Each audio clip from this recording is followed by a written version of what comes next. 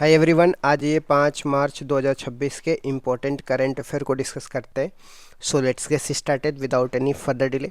प्रश्न संख्या 1 से स्टार्ट करते हैं। 11वें रायसीना डायलॉग के मुख्य अतिथि कौन है और इसकी थीम क्या है? इस बार के मुख्य अतिथि की बात करते हैं तो फिनलैंड के प्रधानमंत्री अलेक्जेंडर स्टब हैं और इसका आयोजन नई दिल्ली में 5 से 7 मार्च तक हो रहा है।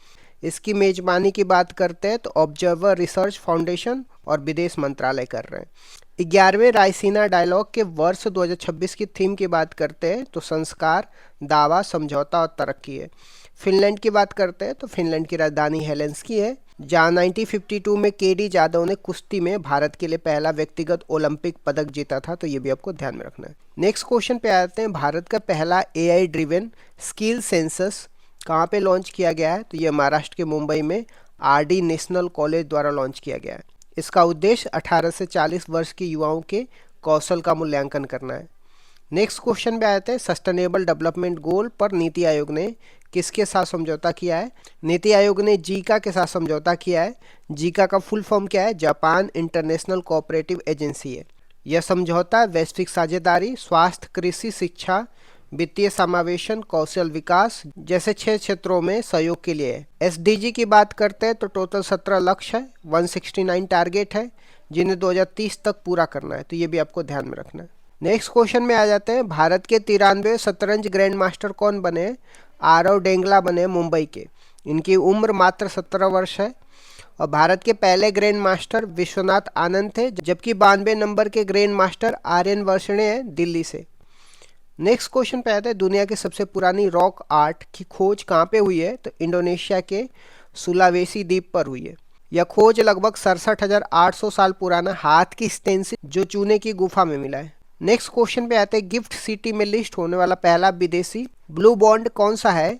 श्रीलंका के DFCC बैंक का LKR बॉन्ड गिफ्ट सिटी में लिस्ट होने वाला पहला विदेशी ब्लू बॉन्ड है। जब हम बात करते हैं ब्लू बॉन्ड की तो समुद्री संरक्षण, मत्स्य पालन के लिए जारी किया गया है और इसकी कीमत 3 बिलियन श्रीलंकाई रुपया है। नेक्स्ट क्वेश्चन में आ जाते हैं। प्रोजेक्ट हनुमान किस राज्य ने लॉन्च किया है? तो आंध्र प्रदेश ने लॉन्च किया है।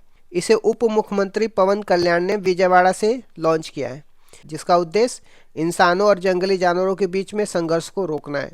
नेक्स्ट क्वेश्चन में आ जाते हैं। विश्व वन्य जीव दिवस 2026 की थीम क्या थी? विश्व वन्य जीव दिवस 2026 की बात करते हैं तो 3 मार्च को मनाया गया है और इसकी थीम मेडिसिनल एंड एरोमेटिक्स पौधे, स्वास्थ्य, विरासत और रोजी रोटी रखी गई है। नेक्स्ट क्वेश्चन में आते हैं। फिन सीडर मोबाइल ऐप किसने लॉन्च किया है? तो जियो फाइनेंस ने लॉन्च करी है। यह एक AI आधारित ऐप है जो होम लोन, पर्सनल लोन, बीमा जैसी वित्तीय सेवाएं प्रदान करेगा। नेक्स्ट क्वेश्चन पे आते हैं। राष्ट्रपति मुर्मू ने दिल्ली में महिलाओं के लिए कौन सी 4 योजनाएं लॉन्च किया है?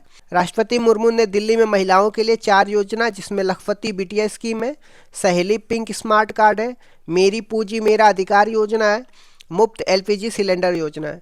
लखपति बिटिया स्कीम में जन्म से ग्रेजुएशन तक 61,000 रुपये जमा करना, जो ब्याज सहित 1.25 लाख रुपए हो जाएगा। सहेली पिंक स्मार्ट कार्ड से मेट्रो और बसों में फ्री यात्रा पास होगा। मेरी पूंजी मेरा अधिकार योजना महिलाओं के वित्तीय सशक्तिकरण के लिए, मुफ्त LPG सिलेंडर योजना भी लॉन्च किया गया। नेक्स्ट क्वेश्चन में आते हैं। महात्मा अ ग्रेट कम्युनिकेटर पुस्तक के लेखक कौन है? तो धीरज काका है।